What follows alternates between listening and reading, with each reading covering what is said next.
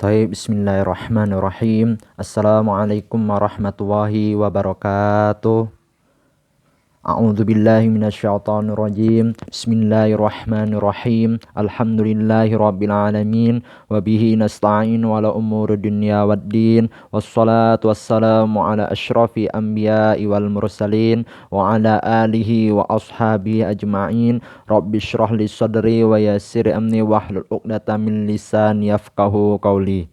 Pertama-tama mari kita panjatkan puja dan puji syukur kita atas kehadiran Allah Subhanahu wa taala, yang mana Allah Subhanahu wa taala telah memberikan kita nikmat, yang mana nikmat di sini tidak dapat bisa dihitung dengan jari. Salah satunya yaitu nikmat kesehatan badan jasmani maupun rohani yang harus kita syukuri agar kita dapat beraktivitas sebagaimana mestinya, yang insya Allah diridhoi oleh Allah Subhanahu wa taala. Amin amin ya rabbal alamin. Yang kedua, sholawat beriringkan salam tidak pernah lupa untuk selalu kita lantunkan kepada baginda kita, yaitu Nabi besar Muhammad Sallallahu Alaihi Wasallam, dengan melafazkan Allahumma sholli ala Sayyidina Muhammad wa ala ali Sayyidina Muhammad. Mudah-mudahan dengan memperbanyak membaca sholawat tadi, kita mendapatkan syafaat yaumil akhir dari beliau. Amin amin ya rabbal alamin. Baiklah, bertemu lagi di channel saya Ahmad Hasbi Manfa Luthi Jambi, yang mana di video kali ini saya masih ingin membahas atau berbagi sharing materi mata pelajaran mahfuzat kelas 1 aliyah, yang mana mata pelajaran mahfuzat di sini masih menggunakan sistem pondok pesantren Gontor, atau bisa disebut dengan nama kata lain KMI, kepanjangan dari Kuliyatul Muallimin Islamiyah. Langsung saja mempersingkat waktu, mohon simak video ini sampai selesai. Nah, sekarang silakan kalian perhatikan di tampilan yang sudah saya tampilkan di video kali ini, yang mana saya akan berbagi sharing yang materi mata pelajaran mahfuzat yang berjudulkan kata-kata bijak dan pepatah part 1. Ya, itu judulnya. Kemudian mahfuzat yang pertama yang berbunyi i'jabur rojuli bi nafsihi unwanu du'fi aklihi, yang artinya kekaguman seseorang terhadap dirinya sendiri adalah tanda dari lemahnya akalnya. Maksudnya apa dari mahfuzat yang pertama ini? Di bawah ini ada syarah atau penjelasan dan kesimpulan. Jika seseorang merasa bangga dengan kekayaannya, kehebatannya, kepintarannya, dan sebagiannya, dan merasa bahwa dirinya lebih baik dari orang lain, maka itu adalah pertanda akan lemahnya akal orang tersebut. Karena semua orang pasti memiliki kelebihan dan kekurangan masing-masing. Daripada itu, hendaklah kita selalu bersikap tawadu dan tidak menyombongkan diri. Jadi secara detailnya ya, maksudnya ialah seseorang itu jikalau dia merasa bangga dengan kekayaan yang dia punya, kehebatan, kelebihan alias kepintaran yang dia miliki, merasa istilahnya seolah-olah kayak dia yang paling hebat gitu. Saking hebatnya itu tadi, tidak ada yang bisa menandingin dia alias menyombongkan diri. Itulah sangat dinilai bahwasannya orang yang memiliki berpikiran seperti ini itu pertanda lemahnya akalnya. Kenapa dikatakan lemah akalnya? Karena itu tadi dia merasa diri dia paling hebat, ya. Nah, karena diri dia tadi itu merasa paling hebat, dia angkuh, sombong, ya. Sampai-sampai dia berkata seperti ini, ah aku pintar juga, aku merasa hebat juga, aku kaya juga. Kalau ndak ada aku, ndak bakal ada orang nih nanti bisa apa? Bisa bergantung sama orang lain. Dia harus bergantung kepada saya gitu. Nah, itu tadi karena dia sombong itu. Nah, itulah pertanda orang seperti inilah yang akalnya lemah, pikirannya pendek. Jadi seperti itu. Kemudian mahfuzot yang kedua yang berbunyi faqdu al-basori ahwanu min faqdil basiroti, yang artinya kehilangan mata penglihatan itu lebih ringan daripada kehilangan mata hati. Maksudnya apa dari mahfuzot yang kedua ini? Nah, ini di bawahnya ada penjelasannya ya. Seseorang yang kehilangan mata alias penglihatannya mungkin mengalami banyak kesulitan di dalam hidupnya. Namun orang yang kehilangan mata hatinya tak hanya akan merasakan kesulitan di dunia ini, namun juga di akhirat kelak.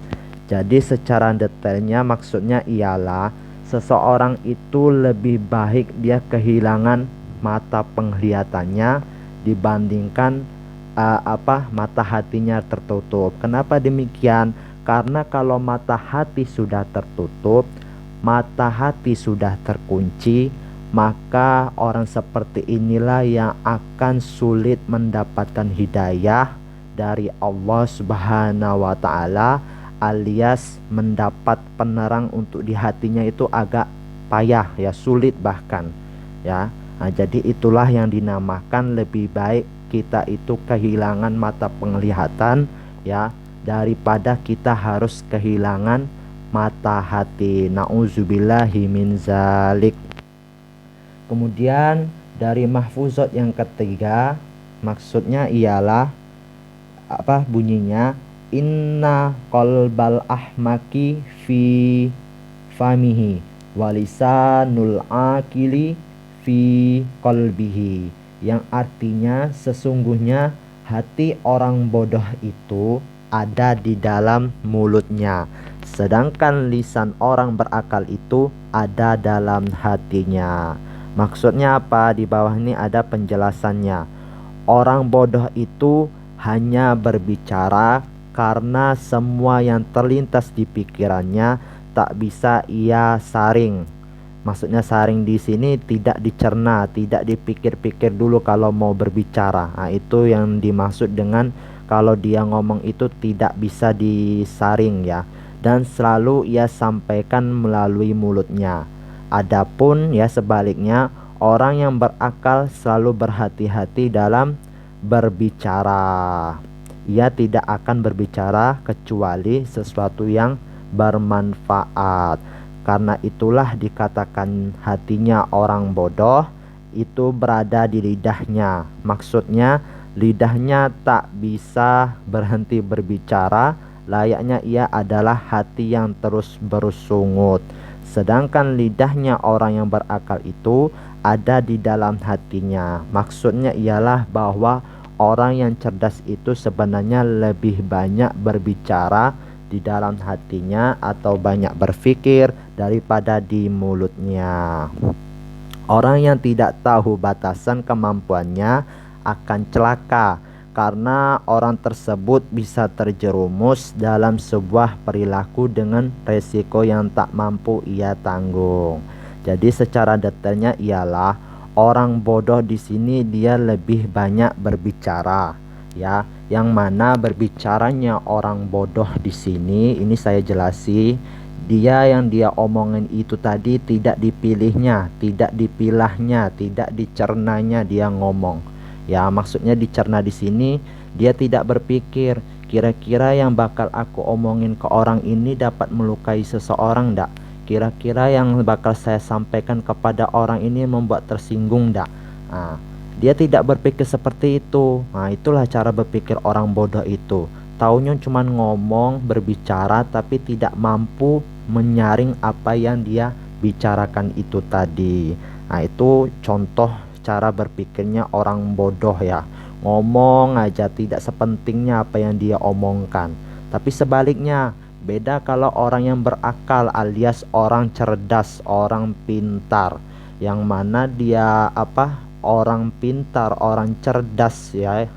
Dia berkata, ngomongnya orang cerdas di sini, dia harus dia memilih dulu, mencerna dulu. Kira-kira yang diomongkannya ini tadi menyakiti seseorang enggak? Membuat orang tersinggung enggak? Nah, kayak gitu cara berpikir orang berakal ini tadi. Kalau yang dia omongkan ya, kira-kira itu membuat tersinggung, membuat hati orang sakit, maka orang yang cerdas ini tadi tidak akan menyampaikannya. Dia harus mencari omongan yang lain. Nah, kayak gitulah ya. Nah, itulah secara detailnya pembahasan perbedaan cara berpikirnya orang bodoh dengan orang berakal.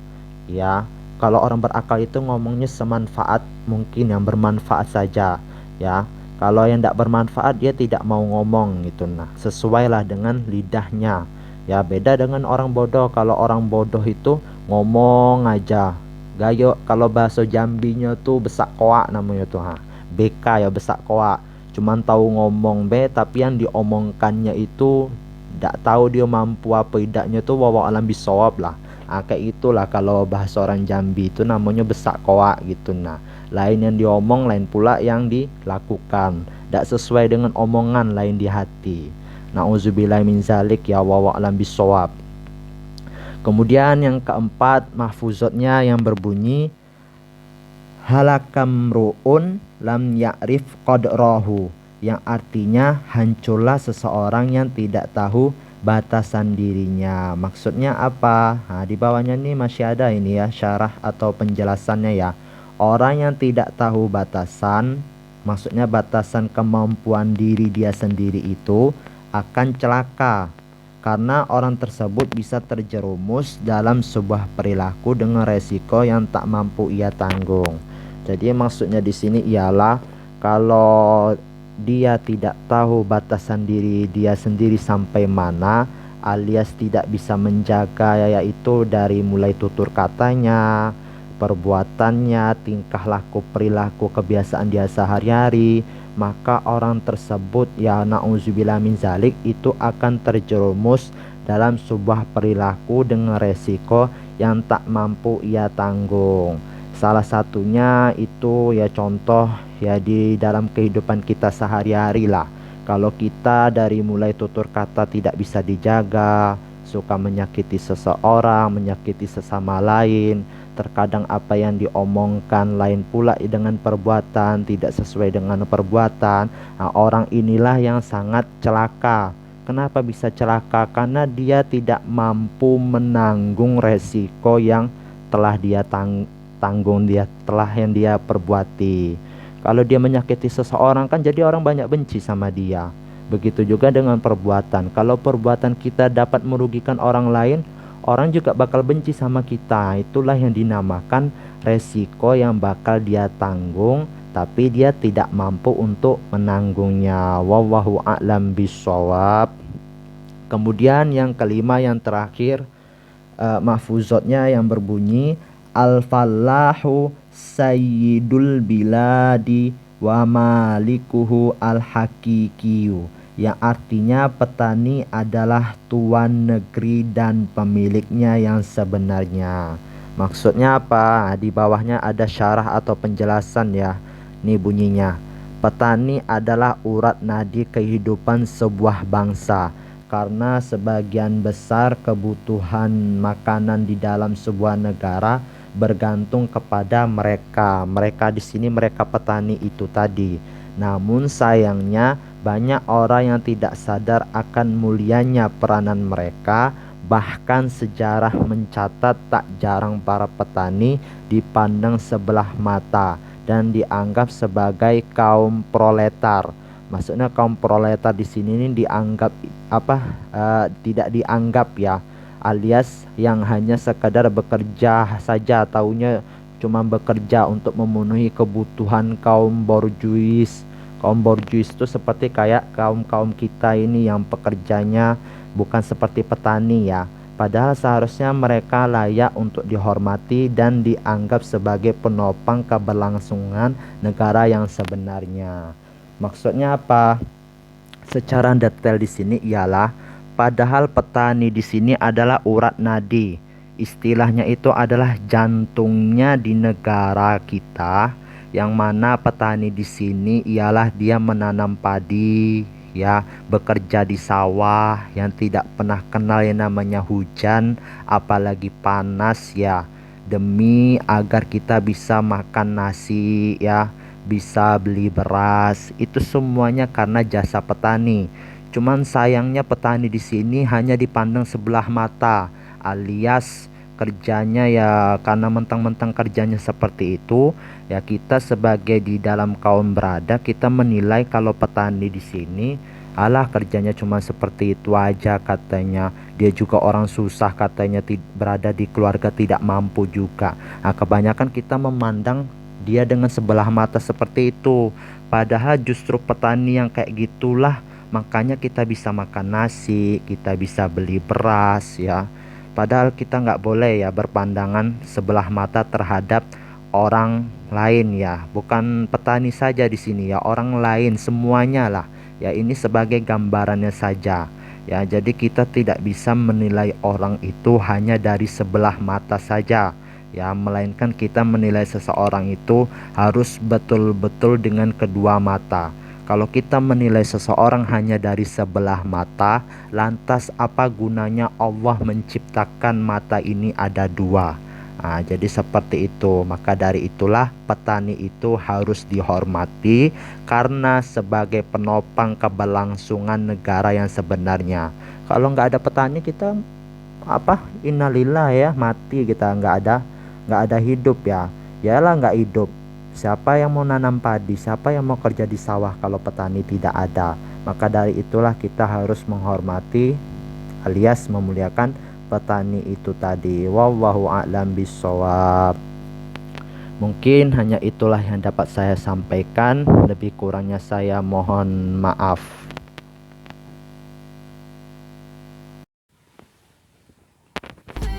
Nah, jadi itulah ya pembahasan materi mata pelajaran mahfuzot, kata-kata bijak dan pepatah part 1. Jadi yang saya harapkan kepada kalian semua, apa yang sudah saya jelaskan tadi semoga itu bisa menjadi cerminan kita di dalam kehidupan sehari-hari. Ya, saya minta tolong nian karena ini sangat penting yang saya jelasin ini tadi. Ini mencakup keterkaitan di dalam kehidupan kita sehari-hari. Ya, saya di sini hanya berbagi alias sharing ya, karena Islam itu indah ya, saling mengingatkan sesama muslim dan muslimat yang lain. Mungkin hanya itulah yang dapat saya sampaikan. Lebih kurangnya saya mohon maaf. Apabila ada kata-kata saya yang salah, itu datangnya dari diri saya sendiri. Dan apabila ada kata-kata saya yang benar menurut kalian semua, itu datangnya dari Allah Subhanahu wa Ta'ala.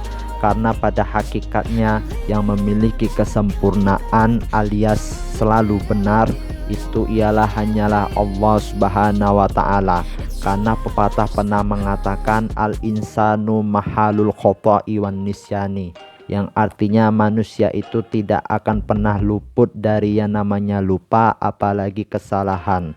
Ya, pepatah juga pernah mengatakan yang berbunyi al-insanu bitakhir wallahu bitakdiri, yang artinya manusia itu hanya bisa berencana dan Allah lah yang menentukan. Syukron ala ihtimamikum, fastabiqul khairat. Sampai jumpa di video selanjutnya, semoga bermanfaat dan saya akhiri. Assalamualaikum warahmatullahi taala wabarakatuh.